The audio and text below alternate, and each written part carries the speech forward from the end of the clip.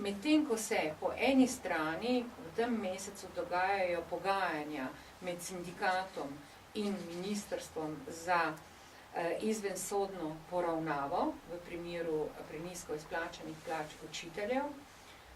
Mislim, da je rok en mesec, da do teh izvensodnih poravnav pride in upam, da bodo ta pogajanja uspešna. Skratka, med tem, ko se na eni strani dogaja to dogovarjanje, pa Ministrstvo za šolstvo izvaja neko precej schizofreno situacijo s tem, ko pošilja za nas nedopustne pozive ravnateljem osnovnih šol, da tožijo učitelje, ki tožijo šolo, ministrstvom pa naroča, oziroma ministrstvo ravnateljem pa naroča, naj se pritožijo na tožbe učiteljev. Zelo zakompliciran in težko razložljiv primer, ampak morebiti vam bo bolj jasen, potem, ko boste prebrali odzivno pismo ravnatelja ene izmed osnovnih šol, gospoda Račečiča, ki je prišel tudi do nas, ta dopis, namreč in njegov protest zaradi nedopustnega usmerjanja, kako naj ravnatelji na osnovni šoli ravnajo, in še več zaradi absolutno nedopustnega sugeriranja svetu šol, da naj takemu neposlušanemu ravnatelju ne dodelijo uspešnosti oziroma naj označijo kot nično oziroma kot neprimerno.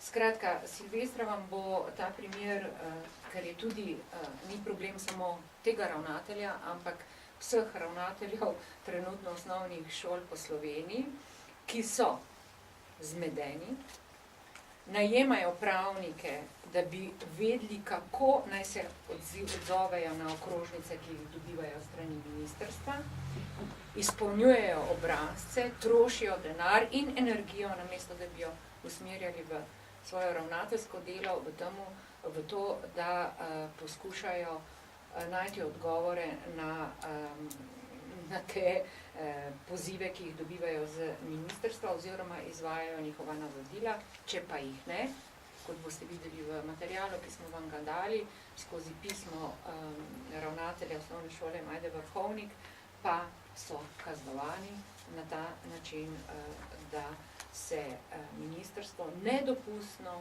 obrača na avtonomno telo, to se pravi svet zavoda, in mu narekuje, kako naj nagrajuje ravnatelja, če ni poslušen.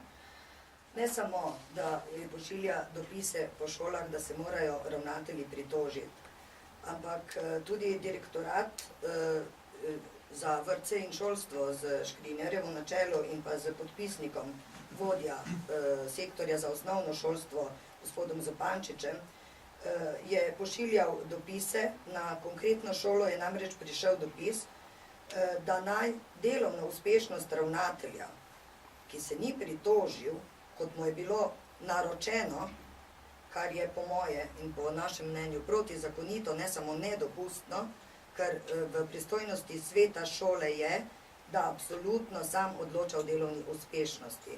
Nikakor se v to ministrstvo ne more vtikovati. Da naj ga kot neuspešnega ocenijo. Potem z dopisom je ministrstvo poslalo tudi na občino, na mestno občino Ljubljana, naj župan poskuša izterjati sredstva, ki jih bo šola plačala za te tožbe, za te stroške tožb, da naj od tega konkretnega ravnatelja, torej gospoda Račečiča, občina Ljubljana izterja sredstva. Tudi to je nedopustno in bom povedala zakaj. Zato, ker 82a člen zakona, ZOFI-ja, govori, da ravno za takšne in podobne primere so sredstva vzeta iz državnega proračuna.